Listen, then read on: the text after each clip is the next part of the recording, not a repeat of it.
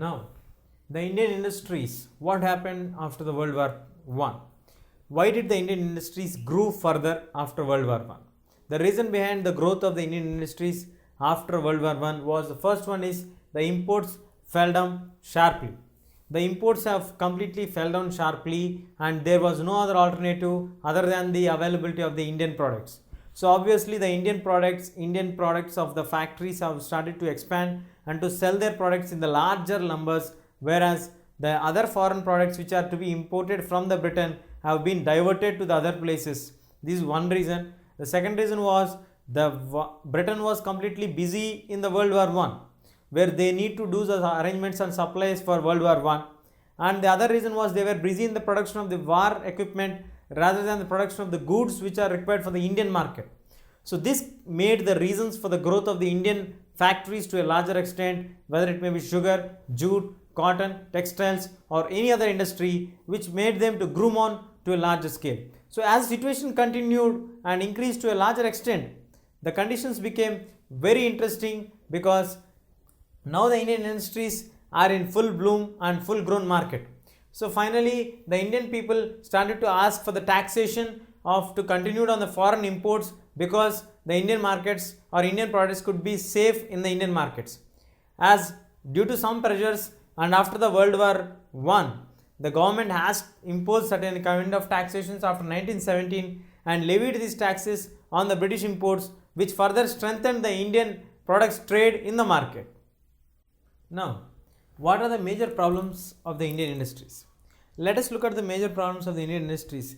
Even though the Britishers have given us little bit of help or hope of change by increasing taxation on the foreign products after 1917, but most of the industries, most of the ships, most of the banks were still under the control of the Britishers.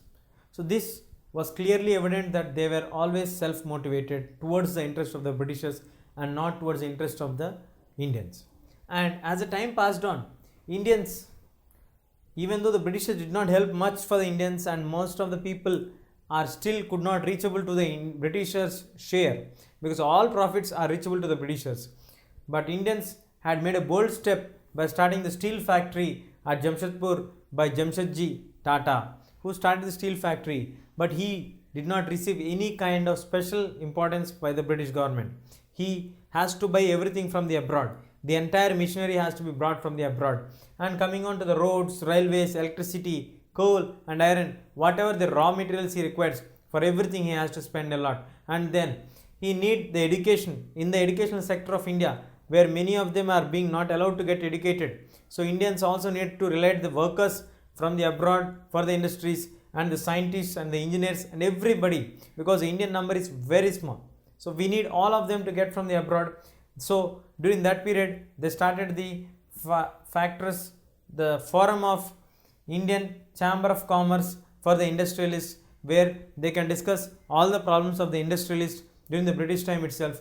But the situation changed after India got independence, and as soon as India got the independent government, they declared and gave an open free hand for the development of the industries and gave a massive support for the Indian industries to develop. So in this way, the fate and the problems of Indian industries changed after India got its independence. Now, we shall discuss about the problems or the conditions of the labor in the Indian industries. By 1850 itself, we got the heavy machinery industry entering into the Indian land and setting up. So after they got set up, by 1905, there were nearly 2.25 lakh employees working under the labor of textile industry.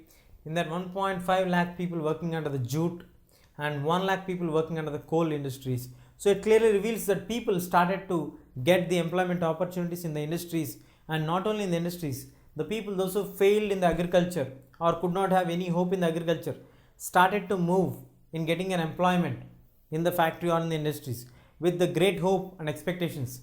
Many of the farmers in the villages started to migrate towards the cities. With this, the cities got overcrowded and they were filled with the people. The major cities like that were examples of Kanpur, Mumbai, Chennai, Ahmedabad, Kolkata. All these were the examples of the cities where they have flooding of the people from the villages. Then when we move on to the working conditions, the work starts with the early morning of sunshine, and when the sun down, the work has to come down. and there were no breaks at all. There is no even lunch break at all. The people have to take 15 to 20 minutes of break by requesting the co-worker to look after his work, and then they can go for the work. And they also need, when the work is going on, they can't even take any small break. The climatic condition or the factories were heat, humid and noisy, and they work continuously till the sundown, only in the darkness, as the machines cannot be seen, so the work comes to end. And there were no holidays at all, not even on Sundays or not even on any weekly festivals or anything. Only it is at the will of the owner who would like to give a holiday on a festival day. And then there were no fixed payments at all. The owner promises that if we make huge profits or huge income, definitely we would pay you huge amount, but he never pays them a huge amount when he gets huge profits. But as soon as he acquires a loss, he immediately deducts the amount and pays it back to the people those are working as laborers here. And he also makes sure that he fixes the amount which he want to keep with him. Like if we want to give the 1 month salary, he gives only 15 days salary and keeps the 15 days salary with him, so that whenever the employee wants to leave in the middle, he can cut that one and he can hold it for 1 month, so that he will not be in loss. So like that, there were no fixed payments, no guarantee of the tenure, and half of the salary was struck in the hands of them. So in this way, there are many miserable conditions experienced by the people working in the factories and industries during this period, and there was not even any proper conditions or fixation or any special benefits for the people those who are working here. This was really miserable condition. If any factory incurs any loss, the owner would immediately throw down all the labor outside. But if the factory gets huge profits, never ever have increased the wages of the employees. This is a real picture of the labor during this period. Now, looking at the problems or the struggles of the laborers, in 1870 from onwards, the struggle started to come up in India one after the other. Finally, in 1892, when in Mumbai, one of the mills planned to reduce the wages, all the workers started to do agitation there. So looking at this aspect, the government appointed a forest factory inspector to check the conditions of that one. So in that, he made a clear report that if the wages are reduced, obviously all the workers would become one and go for agitation, and all the mills will be shut down, because even though there was no any trade union or any union of the workers, the forest factories inspector has made his clear report after studying the conditions that all the employees are connected with each other, either to be the clans, caste, villages, or whatever may be the relations. Now the situation is that if the wages are reduced, obviously the entire mills will be shut down, and even though we don't have any kind of trade unions or the workers unions, but they all are together and bound by each other. So the situation was this, but this was clearly evident in 1901 when 20 mills have reduced the wages by 12.5%. Obviously 20,000 workers came out and the mills of 20 were shut down for 10 days. And one more we have when in 1919, when the wages were not increased with the growing necessities and the prices of the daily commodities, then again they went for the strike for 12 days, and the entire 12 days all the factories were shut down. So it is also not only that they have fought only for their own struggles or their own price hikes or their own security of the jobs, but they have also participated and fought against the Britishers, against the Indian independence struggle, to move their support towards the Indian leaders. Like when Bal Gangadhar Tilak in 1908 was exiled by the British authorities for 6 years, all the workers have shut down all the work and did 6 days strike in protest to this decision. So they not only worked for themselves, or they are not only fighting for themselves, they also fought for the Indian freedom struggle.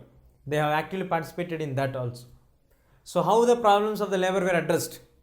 What was the solution for this? Now, how were the labor's problems being solved?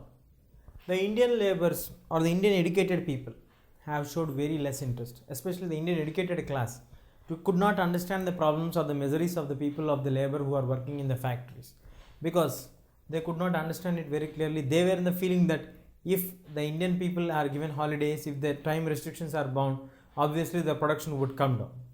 But the Britishers, especially those who are factory owners, social workers in Britain, they started to focus the conditions of the Indians in the Britain Parliament, and they started to pressurize the government to take certain actions and laws and to maintain certain uniformity of rules and regulations at that place as well as in the Britain, so that people would survive and the labor could not suffer much. So basing on the ideology and the pressure mounting on the Britishers, the working hours were being reduced. Then obviously they have declared the labor holidays. Then these all were done on the interest towards the Indians. Now the question rises that what was the motivating force behind the people of the British to support the Indians to get certain kind of benefits? Then many of them expressed the view that the Britishers want to reduce the production which is coming from India, so that the British product would be available very freely in the market and the production of India would come down. Obviously it would result in the market to get stand of their products. But this kind of view was expressed even by the Indians, that if Indians are given holidays and Indians are given less time of work, obviously it would result in the reduction of the production and the capital and profit income would be coming down. But this is not true. Even these views are expressed in the Bengal newspaper in 1875 by many of the eminent people. But in actual reality, these are not true, because Indian industries were already in profits. Indian industries were coming up as mushrooms in various numbers all along the time. If Indian industries were not in profits, how would people try to invest money and make it profit or getting it done? So it is a wrong statement and a wrong conclusion that Indian industries would be in trouble. And now moving on to the other things. After this, the solution for the problems was started with the formation of the unions in 1920s. The labor started to form unions in 1920s. When they were doing the strikes, they used to have gathered to the educated people, discuss their problems and try to form their own unions and to discuss and negotiate with the mill owners and try to solve their problems, not only during the time of strikes but also during the regular times whenever they have any problems for the welfare of the workers. So one of the important union was Garni Kamgar Union in 1928, which under the influence of the socialists have mushroomed up and it could have a good influence on them. And then we have Ahmedabad. In Ahmedabad, we have one more powerful union coming up, that is Mazdoor Mahajan Union, under the support of Mahatma Gandhi ji, who supported this union and formed this union to pressurize the Ahmedabad mill workers. To support them, he wanted to pressurize the owners to extend their support of increasing the wages. So like this, now the solution has been shown in the form of the union representatives. So now the government want to cut this kind of issues and want to appoint the factory inspectors, and they also ordered that any kind of dispute should be solved only by the factory inspectors and not through the unions. The people rejected the ideology that why should we move on to any other person who is going to solve our problems. We would like to solve our problems with our own group leaders. So now the issue started, the fight between whether to accept the labor inspector or the factory inspector, or to follow the trade union rights, whether to go to strike, whether to discuss everything. So in this way the problems were continued. In this unit we learned the various aspects of the working conditions of the people and their issues, their solutions, and how did the people got changed, transformed in the industrialization, factorization, how the cities got filled with the people because of people moving from villages to towns and cities. These all were the key factors which we have discussed in this